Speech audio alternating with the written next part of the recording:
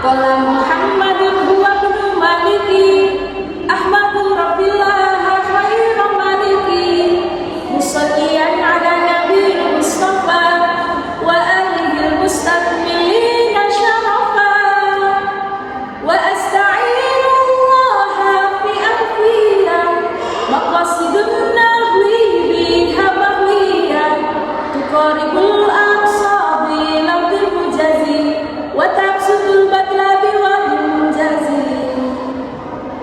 Assalamualaikum warahmatullahi wabarakatuh. Jalan-jalan ke Kalimantan Tengah, di tengah jalan lapar beli bakso. Perkenalkan, saya Mbak Neti Fitria Masruda, dayak milenial yang kebetulan masih jomblo. Ikan teri dijemur di atas tikar, teruntuk dewan juri barangkali mau jadi Mbak Neti ada ipar. Hamdan wa syukran lillah, sholatan wa salaman ala rasulillah, amma ba'd. Dewan hakim yang arif dan bijaksana, jajaran panitia yang mantap jiwa, tak lupa sahabatku, sahabat Fesyar yang insya Allah dirahmati oleh Allah. Izinkan Al-Fatihah di sini untuk sedikit menyampaikan uraian dengan judul Peran Generasi Muda Menerapkan Pentingnya Gaya Hidup yang Halal. Malam-malam enaknya minum sebatang, apalagi yang racikin si mamah. Teruntuk Fesyar Jateng, semoga semakin jaya dan tambah barakah. Amin ya Allah ya Rabbal Alamin.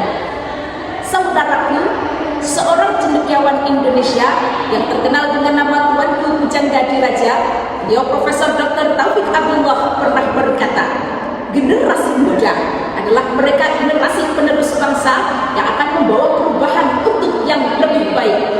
Begitupun dengan seorang psikolog dan teoretikus asal Frankfurt, Jerman, Erik Erikson pernah mengatakan, generasi muda adalah mereka yang sedang dalam pembentukan identitas dan karakter. Dan pada masa inilah seseorang menentukan sikap, kondisi, dan arah hidupnya. Menjadi generasi muda bukan hanya sekedar pewaris masa depan, namun sebagai penentu arah peradaban. Antara menjadi generasi yang mengikuti arus atau menjadi generasi yang dapat menerapkan lifestyle terbaik, yaitu pentingnya hidup yang halal. Saudaraku, perlu kita renungkan detik ini, menit ini, jam ini, dan bahkan per hari ini. Di luar sana banyak sekali orang-orang yang takut kehilangan uang, tetapi tidak takut kehilangan keberkahan. Betul? Terkadang kita rela mengantri panjang hanya demi diskon dan barang murahan. Kita rela begadang hanya demi pekerjaan. Kita rela bekerja tanpa lelah hanya demi mengejar kekayaan. Namun pernahkah terfikirkan, apakah yang kita kejar ini semata-mata halal dan baik di sisi Allah? Saudaraku, dunia mengajarkan kita akan kondisi yang sangat mudah. Makanan dapat dipesan hanya sekali sentuhan. Belanja bisa juga belanja dengan hanya sekali pinjaman. Pinjaman cair dalam beberapa hitungan, namun satu hal yang terkadang terlupakan. Apa saudaraku?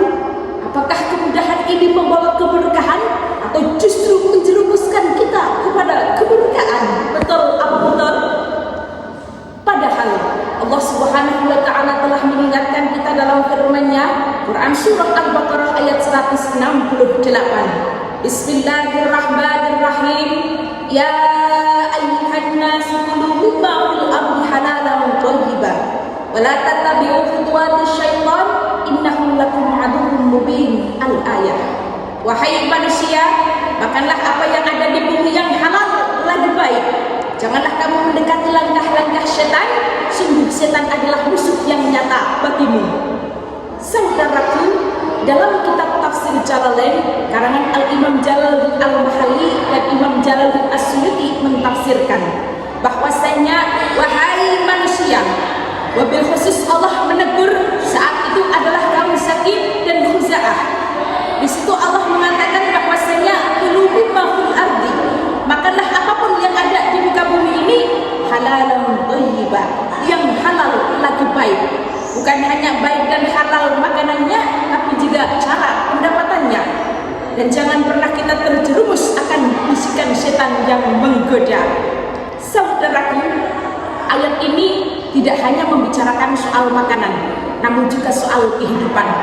Karena sesungguhnya yang halal bukan hanya yang masuk ke dalam mulut kita, tapi rumah kita, dompet kita, bahkan masuk ke dalam jiwa dan hati kita. Saudaraku, terkadang kita bertanya, apakah yang kita makan ini halal, tapi kita lalai akan penghasilan.